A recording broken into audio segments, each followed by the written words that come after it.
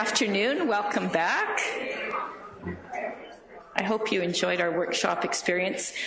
I would like to remind everybody to please be sure to fill out your evaluations and leave them with us at the end of today and at the end of tomorrow, depending on how long you're staying. And certainly add to the evaluations what topics you would like to hear about in future conferences. The speaker that we have next on schedule is Dr. Maureen O'Donnell, who is currently the Executive Director of Child Health BC. Maureen is a developmental pediatrician and Associate Professor in Department of Pediatrics at UBC. She's previously worked as a developmental pediatrician and the Senior Medical Director at Sunny Hill and Division Head for UBC for developmental pediatrics. She's also held so many offices in various developmental medicine associations that I'm not even going to list them. And Maureen is going to review with us today the Child Health BC. What is it? Health Status Report. Thank you. Thanks, Aven. All right. Thanks, Aven, and thanks to Stephanie and the program committee for inviting me to come and do this presentation today. I think as pediatricians and child health professionals, we're obviously very committed to improving children's health.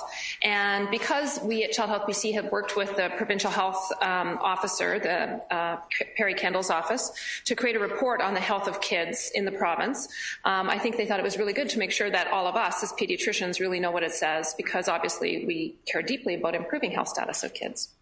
So what I'm going to do today for my learning objectives, so that we can all count this as CME, is to share with you some of the facts from the report, which, is very fulsome. And I'm going to sort of try to bring out some key themes from the huge amount of data that's in the report for you. I'm going to review some strategies that we as pediatricians and healthcare providers can use to act on the report. And then, and to really try to bring those out as being ones that are evidence-based. And I think it's just important to say that we in British Columbia and we across the country are challenged, and some of you have probably seen me talk about this before, but just to refresh for those that haven't.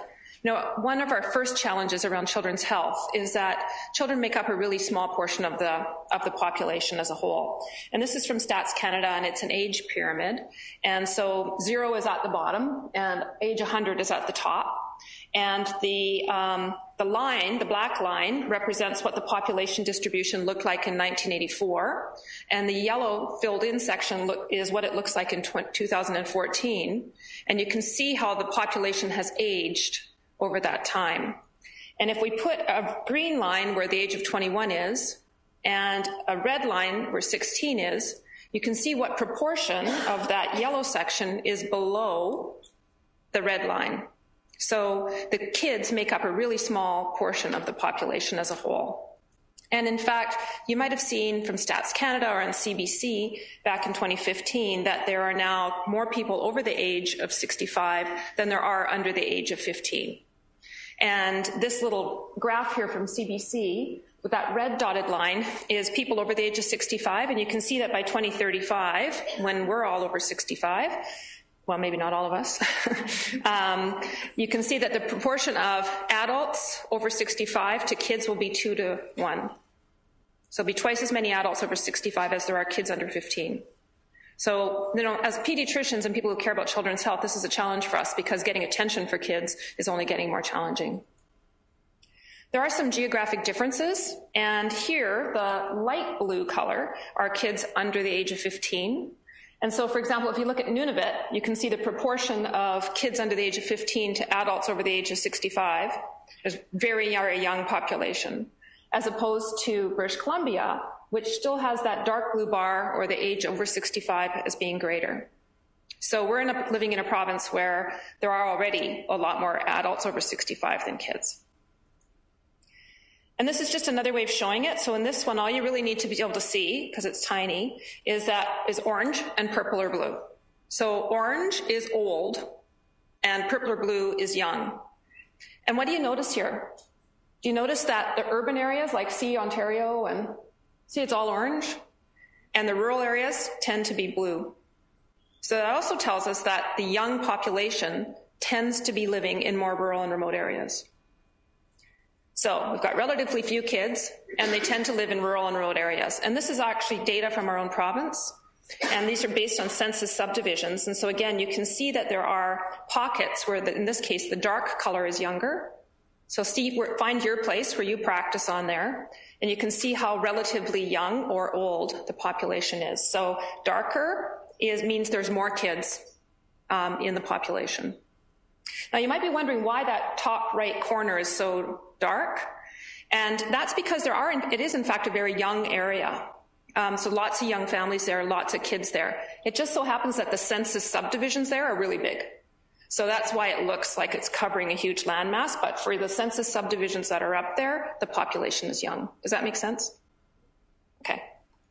Okay, so our first challenge is that we've got fewer and fewer kids, and the ones we do have tend to live in more rural and remote areas.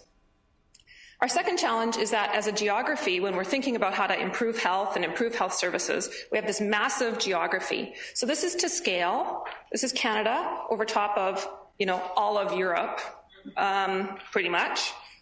And this is BC over the United Kingdom. And this is an easy way to remember it, and some of you have heard me say this before, we've got 1 million kids, and they're spread over 1 million square kilometers. So every kid gets their own square kilometer. It's the way to remember it. In the UK, in England, there are 10 million children in 100,000 square kilometers. So there are 100 kids in every square kilometer. So when you start comparing health systems and how you deliver services, you have to be really careful about how you compare, because the density of the population is really different. So that's our second challenge. Our third challenge is that, of course, we know healthcare costs are getting more and more expensive, and everybody wants to see that cost curve bend down. So nobody wants to spend more money. They want to see the costs start to drop. But we know with that growing adult population that it's going to be even harder for us to attract money for kids, right? So that's a challenge. And we're not even very good at describing our healthcare expenditures, because in kids, they're really spread across not just the health system, but MCFD and other ministries and the education system and home care. So it's hard for us to even really say how much kids' services are costing. And finally, I guess a big challenge is that we, as pediatricians, we're at a bit of a crossroads, because there's more and more literature being written about the fact that, we've kind of been a success story because we were some of the first proponents of things like immunizations and fluoride in water and folate and injury prevention. But at the same time, pioneered technologies for congestive heart failure or congenital heart disease and NICU and PICU. But at the same time, we've been kind of slow to shift our models of care to really managing chronic disease, which is kind of where the money is now, right, in terms of what kids' needs are from a health service perspective. So we're kind of at a little bit of a crossroads, and some of these US articles in particular are challenging us to think about whether or not our models are changing fast enough. So as we think about all these challenges we have, and we think about the challenge ahead of us and how to get to the other side, I think we really need to take a two-pronged approach. So we need to think about how we improve health status of kids and how we improve health services for kids. And what Stephanie and Avon really asked me to talk about today is this improving health status side. So let's talk about health status. So the first thing to know, and I hope everyone in this room has seen this chart before. Have people in this room seen this before? Put your hand up if you've seen it before. Okay, so some people have. So this is from UNICEF Canada in 2013. And this is from a report they called Stuck in the Middle. And it's about the health of kids in developed countries. So these are all developed countries. And that's Canada in the red box. And we're 17th out of 29. So, the health of the kids in our country is, not so hot. And people around Canada are starting to recognize this, and there's this group called Children's First Canada, and they're a nonprofit fundraising organization.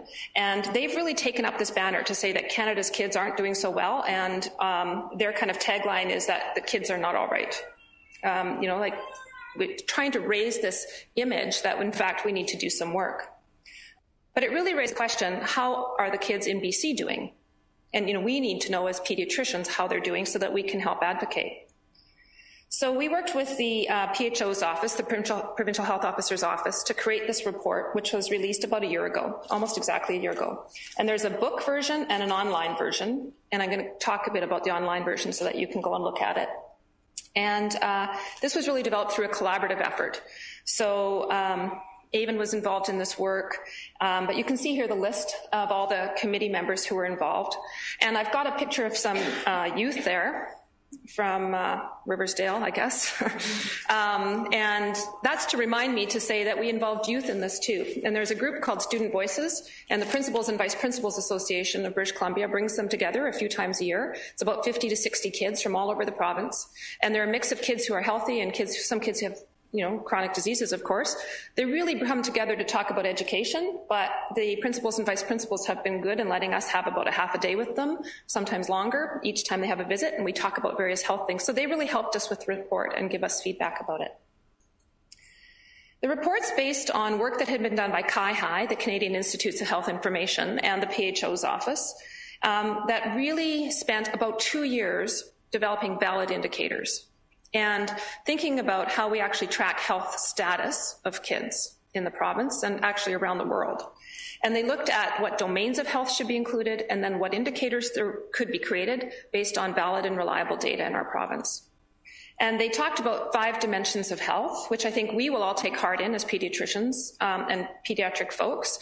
So physical health and well-being, obvious, mental health and well-being, but also the idea of social relationships, so how people relate to one another and connect and support one another, the idea of economic and material well-being, and cognitive development.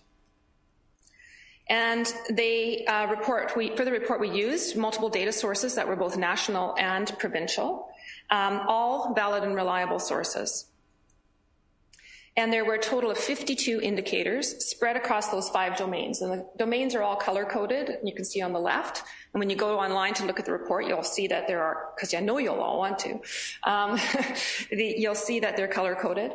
And there's different numbers of indicators for each. Their most numerous are the ones related to physical health and well-being. And that's because that's where the most data is available. Not because it's more important, but just because there's actually not enough data related to some of these other areas, which is something we need to work on. Whoa, better not spill my tea. Okay, so rather than just sort of read out to you what the findings were randomly from some of the indicators, I'm going to try to pull out what we really, after much interpretation, found to be some of the key themes in the data. And you can go online, and this is what the website looks like, and you can see the URL at the bottom there. It's childhealthindicatorsbc.ca. And you can click on highlights and kind of get a high-level highlights. Or you can click on findings, and you can drop down and see drop-down menus for each of the domains and each of the indicators related to the domains. Okay, so these are the sort of 4 key learnings that I'm going to tell you about. The first one, on the top left, is signified with this family with a young child, is to talk about the early years. The second theme is going to be around clinical prevention maneuvers that we're not fully using. The third theme is going to be about gender, and the fourth theme is going to be about geography. So the first theme is about early years. So, there's been so much focus on the early years in the last, decade, really. Clyde Hertzman's work, the work of the Human Early Learning Partnership, the EDI, tremendous efforts to improve services in the early years. And we were pleased to see that, in fact, the early years are looking like they're improving. So here on the y-axis, you can always remember y to the sky. So on the y-axis, this is the percentage of children, and this is over the 3 periods of data over a 10-year, almost a 10-year span. And this is about the percentage of kindergarten children who were vulnerable on the EDI, the Early Development Instrument, in the cognitive and language domain. And you can see that vulnerability has gone down. So that's a good thing. So, and these look like small changes, but actually this is across hundreds of thousands of children. So this is a very positive finding for real difference for kids. However, there are significant inequities. And so here on the y-axis are all of, and I'm going to keep referring to this, are all the health service delivery areas. Health Service Delivery Areas of the province, HSDAs. And the province divides up, the ministry divides us up into these HSDAs, and HSDAs make up health authorities. And so lots of the findings in the report are based on these HSDAs. So here you can see, the first thing to look at is just the steepness of that. All you're expected to really see is the steepness of that line. That shows that there's a huge gradient of inequity. So at the top is the Northwest, where 14% of children are vulnerable. And the bottom is South Vancouver Island, around Victoria, where 6% of children are vulnerable. And so what you can see here is that even though provincially vulnerability has improved, which is great, there still are significant inequities across geography that we need to pay attention to. And similarly, provincially, looking at social competence on the EDI, so this is how kids do relating to other kids, actually has gotten a little bit worse, certainly not better. So even though we're making progress in the early years, there's still work to be done. It's not over. So I think that, why is this important? Well, because there has been this focus, and we know that how important those early years are in setting kids up for success down the road. And I think we should be somewhat encouraged by the work. Like, look at how cute she is. But, we have lots to do here still. And so we need to keep focusing. Okay, second set of key learnings have to do with this area of proven cost-effective clinical prevention measures that aren't being maximized. So we know there are preventable conditions and that we can do things to prevent disease. And for the most part, when we looked at the indicators related to these, we could see that they were relatively stable or maybe slightly improving. But I guess the question is stability really good here? Like, yeah, it hasn't gotten worse, but is this good enough? I personally think not so much. So I'm just going to look at a couple of these, and these are examples: immunization, binge drinking in the reproductive years, the top left there, or top right, dental caries rates, and chlamydia rates. So stable. So we know that these are important because there are clinical prevention maneuvers that work. So this is some work we did with the Doctors of BC and the ministry. They have this thing they call the Lifetime Prevention Schedule. And it lays out what prevention maneuvers get funded by the ministry. And so we worked with them to make sure kids would be represented in those. And they work is really comprehensive, and it looks at two things: what things are clinically effective, so proven to have effect clinically, and what things are cost effective. And all these things that are listed in the column on the right: immunization, behavioral counseling for binge drinking in the reproductive years, fluoride varnish painted on the teeth to prevent caries, screening for chlamydia and gonorrhea in over 15-year-olds, early hearing screening, breastfeeding, obesity screening, and behavioral-based management, and education and brief counseling to prevent tobacco initiation. These are all things where there's really strong clinical evidence and they're cost effective. So there's no reason not to be really maximizing these and to be using them so that we see that those graphs would be not flat, but would be improving. However, they're stable. So if we look at immunization, only about 70% of kids in the province are immunized.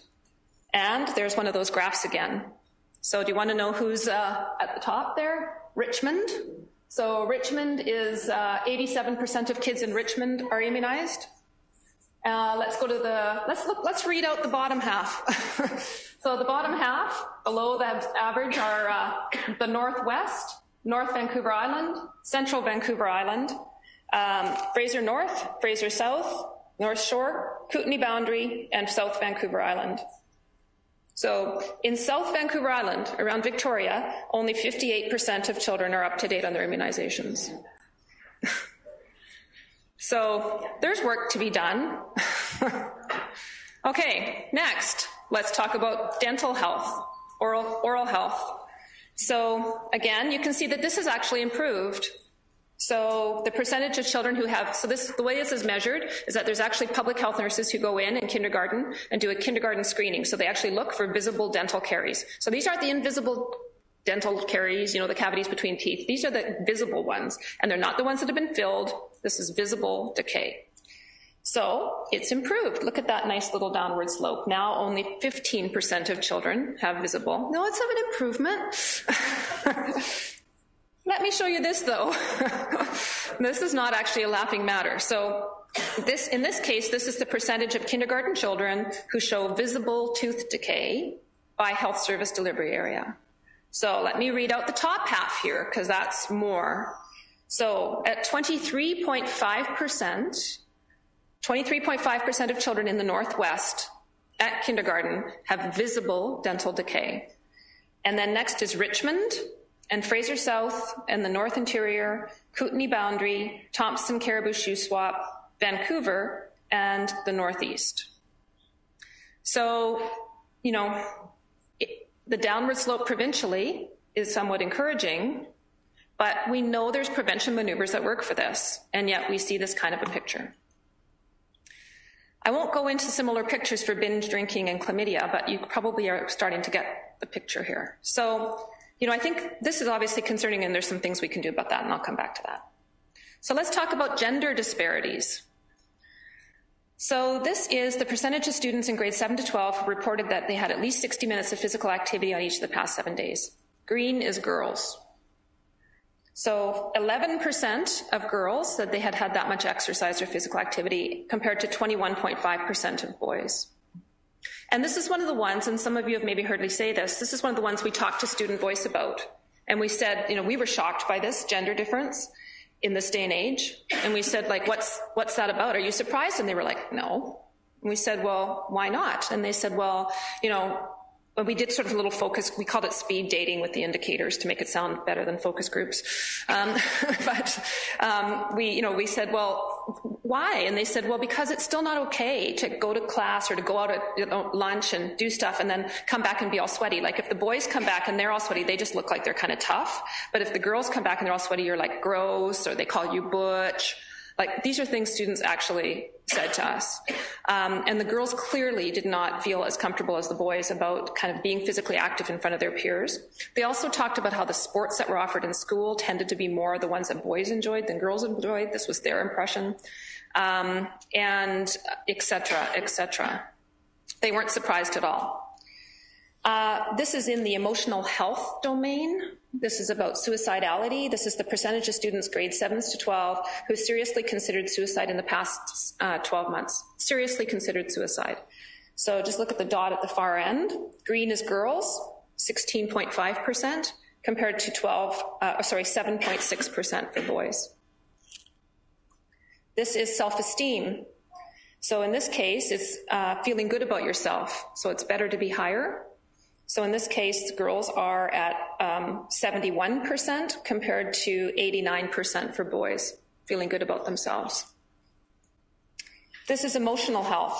This is about whether or not they've experienced sexual abuse. In this case, girls, 13.5%, boys, 8.8%. This is about whether or not they felt discriminated against based on race, ethnicity, or skin color. Now in this one, you can see that at the far end, the points are actually starting to come together, so it looks like it's getting better. But actually the girls have stayed relatively flat. It's the boys who have improved. So there are a few indicators, to be fair, where girls are doing better than boys. So for the most part, in the cognitive domains, girls came out better than boys. So this is the percentage of students who completed high school within 6 years by sex. And in this case, girls with 86.4% at the far point, and boys 84.2%. I know these graphs are little, but I'm trying not to get you to look at them. I'm trying to just get the idea here. So girls a little bit better on some of the cognitive things. But I must say that I think we were all a bit shocked that there were such differences between girls and boys, and that the girls were, for the most part, not doing as well as the boys. So then the last thing is just to say about the geography. And I already mentioned about the geographic differences in dental health. And, you know, I just wanted to point out that if you look at this by health authority, you can say, okay, well, it looks like, you know, Vancouver Coastal is kind of like, it's the second bar from the right. It looks like it's okay. But you really do have to get into the HSDA level data to really understand how well the kids in a geographic area are actually doing, because those little light blue areas represent 3 different parts of Vancouver Coastal. So Richmond has 21.5% dental decay, Vancouver itself 17%, and the North Shore 6.4%. So you really have to get down to that geographic level to really understand. However, the real story is about certain HSDAs that I'm going to say over and over. So this is the percentage of students who complete high school within 6 years. So this is completion of high school within 6 years of high school. And the top is 88%, the bottom is 66%. So let me read out the HSDAs that are at the bottom. Northwest, North Interior, Northeast, Central Vancouver Island, North Vancouver Island, East Kootenays. Next one. This is the children and youth in care. So number of kids in care. Top is 18% of children are living in this age per thousand, or 18, not 18%, 18 per thousand children in care, live in care, compared to 2.2 per thousand live in care. Let me read out the ones that are at the top. Central Vancouver Island, Thompson Caribou, North Interior, Northwest, North Vancouver Island, Fraser East. Next, percentage of students grades 7 to 12 who reported consuming a fruit or vegetable yesterday. Just one was all that was needed. Now, you can see these numbers are pretty high, right? They go from 95.9% to 89.4%. Those little tiny bars in there are the confidence intervals. There's actually statistically significant differences between these. I'll read out the ones at the bottom. Northwest, Northeast, North Interior, East Kootenay, Fraser East. Percentage of youth 15 to 19 who are not attending school or training and are not employed. This is an indicator called NEAT. So not going to school, not in training, not employed. Shall I read out the ones at the top? So this is 13.4% of youth are not in employment, training, or school. Northwest, Okanagan, North Interior, Northeast, North Vancouver Island, Kootenay boundary. Do you see how many times I said certain areas over and over? Did you notice that there are those ones that are tending to be rural and remote? And remember, those are the areas where the younger families live, right? So the other question you might have is, well, do we know whether some of these kids are of an Indigenous background? And we worked with the First Nations Health Authority, and they were part of creating this report. And very few of the indicators actually allow us to look at ethnicity. So we can't actually tease out ethnicity in the report. All we know is that these are kids that, for the most part, tend to live in more rural and remote areas. I think we can probably make some broad assumptions that that means that children are living in Indigenous communities, or what we used to say, living on reserve. So, for example, in the Northeast, and Bill can correct me if I'm wrong about this, or Kirsten or others, but I think in the Northeast, we know there's there are reserves, there are Hutterite colonies, and there are lots of young families that are, working in the oil patch or oil fields, or at least in the past. And so, I think we do know that some ethnicity does play into this to some extent, but we don't know to what extent. And the First Nations Health Authority is working with the PHO about their own report. But I think we do need to, I've really had a wake-up call about Indigenous health. Now, this is all kind of depressing. So I wanted to tell you one good thing, which was that this is the percentage of youth, 12 to 19, who reported that they had positive life satisfaction. And, these were actually not statistically significant differences. And you can see that they ranged from 99.7% to 92.0%. So there's still, and it was sort of similar when we looked at health quality. Youth themselves actually view their quality of life and their health quite positively. So that is a positive, for sure. So clearly, there's still work to do in these theme areas. And I think, the report is quite instructive to us in terms of how we can move forward. So what are some of the things that we can do? Well, I think the first thing is we can spread the words that the kids aren't really doing as well as we might think they are. And, I think we can personally deliver this message every time we get. And if people say, well, how do you know that? We can say, well, actually, we do know. We have this report. We actually do know that they're not doing so well. And we can join our voices with people like Children First Canada and others right here in our own province, like First Call. They're really aiming at poverty reduction, which we know is a huge positive force for us here in British Columbia. Now, what about these key theme areas? What can we do? Well, in the early years, I guess I would suggest that, in our home communities, we need to go back and continue to push on the early years services. And, you know, not to let anyone think that because things are kind of getting better, that we can stop. We have to keep going on that. And that's a big focus for our new government, so that's positive. We need to keep capitalizing on that.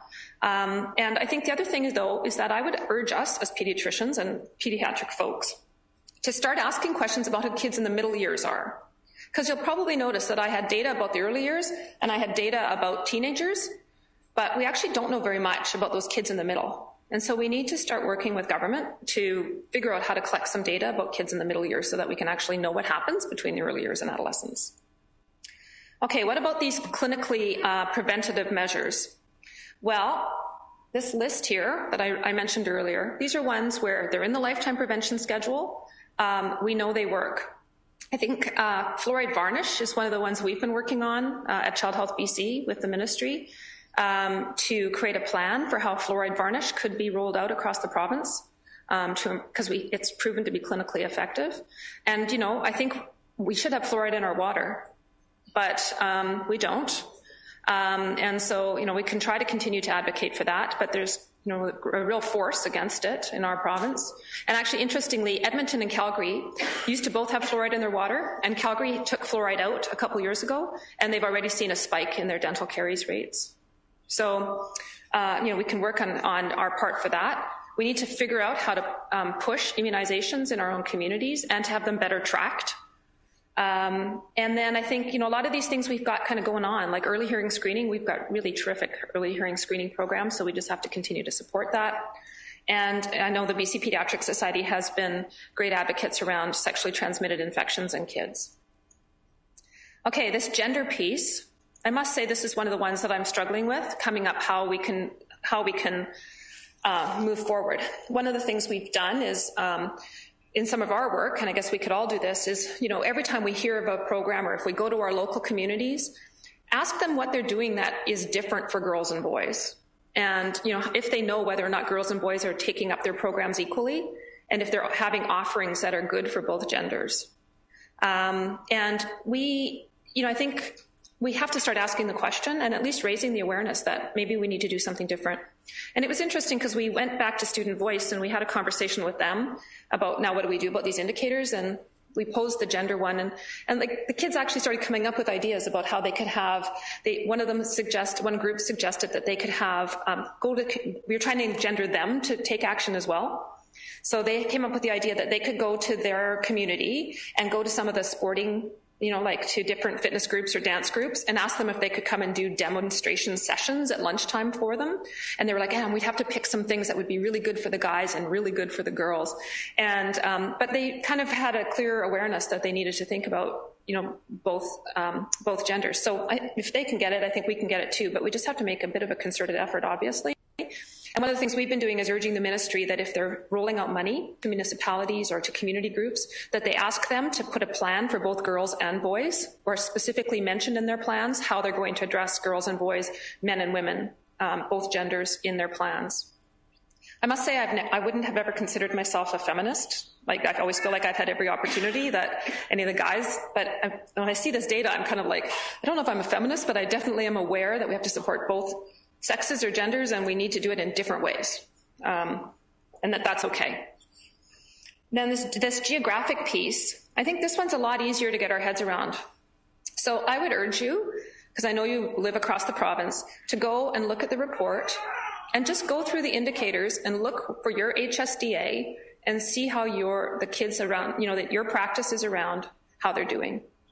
And then I would ask each of us, myself included, to sort of challenge yourself. Like I've said to some of my colleagues at Children's, like, if we know that a child or a family is coming from a vulnerable area, how do we manage them differently? How do we do a different kind of intake? How do we reach out to them differently for the first time? How do we plan follow-up differently? How do we plan their visit in a different way? What do we do to actually address the fact that they're coming from a vulnerable area? And we have to be careful because not every single person in that vulnerable area is going to be vulnerable. So we have to be very careful about that. But at the same time, you know, it's like having an extra level of awareness that we have to do something different. And that, you know, there's this great cartoon about equity and equality. And it had, I should have put it in.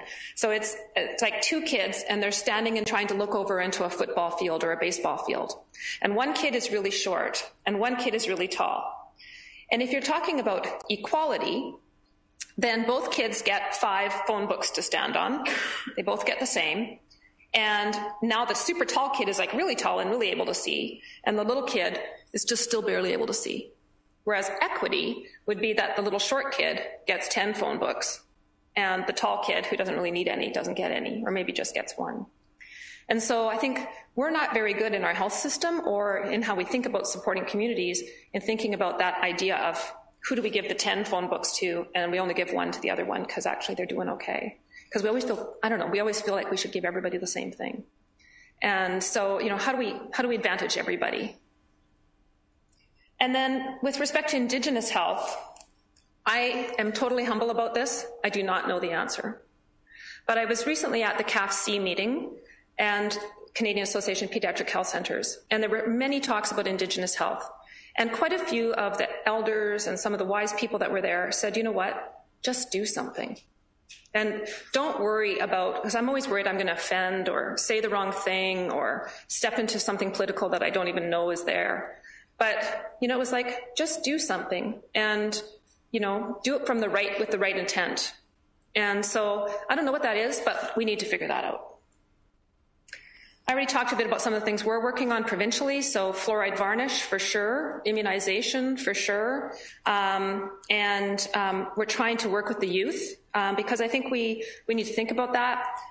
Working with our national partners and certainly the Canadian Pediatrics Society, if you look at their strategic objectives that they've just set in their new strategic plan, nurture early child development, health equity for First Nations, strengthening mental health, expanding safe access to medications, and social pediatrics. So those kind of line up. And I think listening to the youth and really empowering them to take some charge of this information. And hopefully with that, we will have started to move the dial even more. It's not terrible now, but hopefully we can address some of these areas that we know we need to focus on and improve health status. You'll notice today I haven't said anything about improving health services. That's a whole other talk. But hopefully this helps us move forward with the health status part at least. So I hope you feel a little bit better informed about the report and some of the areas of strength and weakness we've got in our province. I think we can be proud that, in fact, our kids probably are amongst the healthiest in Canada, but we've got lots of work to do. Thanks.